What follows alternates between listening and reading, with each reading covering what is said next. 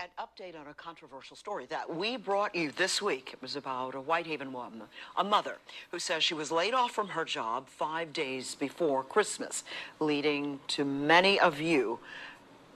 You went into your pocket, you reached deep, and you helped her out. Yeah, social media is still blowing up from this story as some accuse Jessica Sumllin of making the whole thing up. Fox 13's Siobhan Riley is live in Memphis. And Siobhan, you spoke with that woman who said she's telling the truth. That is correct. We first introduced viewers to Jessica Sumllin on Monday. She reached out to Fox 13 saying that she was laid off from her job. A number of you called saying you wanted to donate. I asked her about the claims, and she says she isn't lying. Hundreds took to social media after we interviewed Jessica Sumllin. Many supportive of the mother who said she was laid off from her temporary job days before Christmas. Many others accusing her of lying about that job. A lot of people got a lot of negative things to say, but like, where was people when I was in the dark, when me and my kids was walking back and forth to appointments in school? Sumllin showed me these pay stubs from her seasonal job in November and December of last year, verifying she did work. Some people accuse Sumllin of not telling the truth about working for Taco Bell. Others say she was fired from the fast food restaurant. She says she worked there for 12 years and left because of a high-risk pregnancy. Taco Bell told me they could not comment about whether she worked there. Sumllin showed me this W-2 form from Taco Bell from 2016. This mother is also accused of being dishonest about her high-risk pregnancy. She showed me documentation from when she says her child was in Lebanon. Sumllin is also accused of lying about how much her power bill was and whether MLGW really turned off her lights. She told me it was $1,000.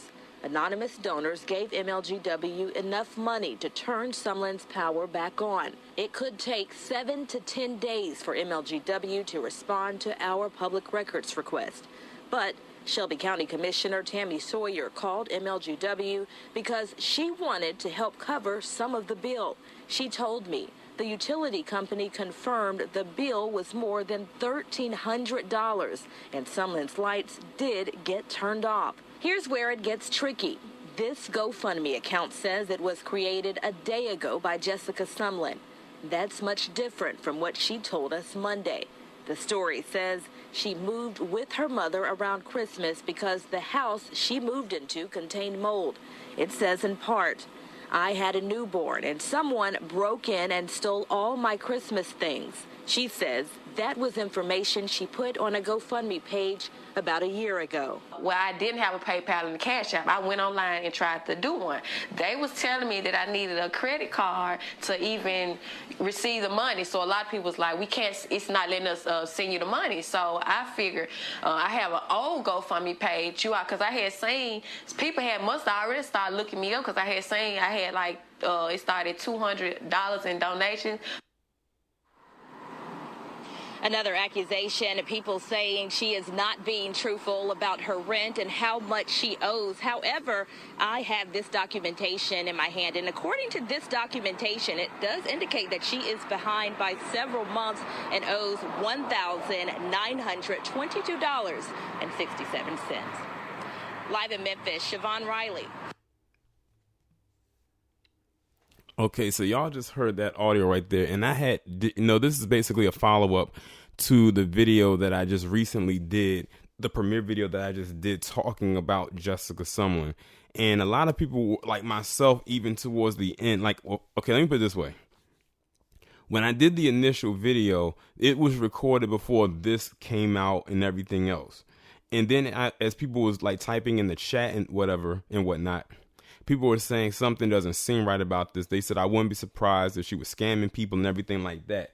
And it was people that said that she probably was scamming these people in this GoFundMe. So now it's like, what do you believe? Do you believe her when she says she was like that, all of the stuff that she's saying was true? Or do you go with your gut instinct and say that this woman was indeed scamming people out of money? Let's not forget that I did a video about a woman last year. She was actually one of my Stragtail production videos, where she killed her child and she raised money for a GoFundMe to pay for his funeral, and whatever money that she did not, that was not towards the funeral, she just splurged on, and she killed her son last May. And they didn't find out that she killed her son until one of her friends pretty much told on her later on in the year that that's what she did. Listen, GoFundMe scams happen all the time. That's why a lot of people are kind of hesitant to donate to them.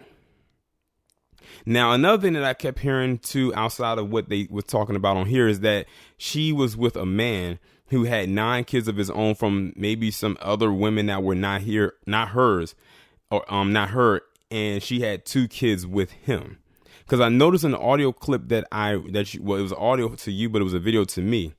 The girl that you see that her holding right here is the same exact girl in this video. So I'm still questioning, why are we still seeing this one child if she has 11 kids?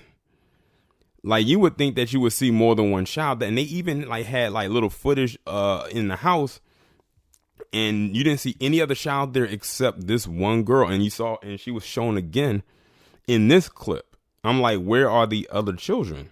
Now, as you can tell by the picture, this little girl is definitely a toddler. Like, she's not in school. And this is a recent picture of her. So I have my suspicions are raised because of this. Because you see all that money that they said she was behind, like thousands of dollars behind on different separate bills. Why wouldn't she create a GoFundMe account to raise money to pay for all of that? And then they said to talk to Taco Bell. Taco Bell said that they weren't at liberty to comment on that. That raises another flag.